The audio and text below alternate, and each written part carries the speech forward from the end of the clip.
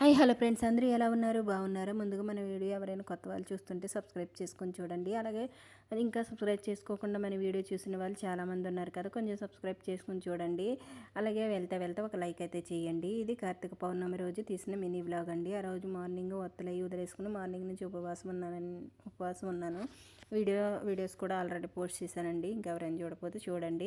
ఇంక ఈవినింగ్ అయితే 365 ఒత్తులు వెలిగిద్దామనేసి శివాలయంకి అయితే వెళ్ళిపోయామండి. మా వారి చేత వెలిగిద్దాము అనేసి ఇంకా ఆయన అయితే 365 ఒత్తులు వెలిగించేశారు. ఇక్కడ జ్వాలాతోరణం అయితే జరుగుతుందండి ప్రతి ఇయర్. ఎండిగడ్డిని తెచ్చి అలా చుట్టేసి నెయ్యి అంతా పూసేసి ఇలా జ్వాలాతోరణం అయితే వెలిగిస్తారు. ఎంతమంది తెలిసి ఈ జ్వాలాతోరణం గురించి అనేది కూడా కామెంట్ చేయండి. దీని సైంటిఫిక్ రీజన్ నాకు తెలిసింది నేను చెప్తానండి.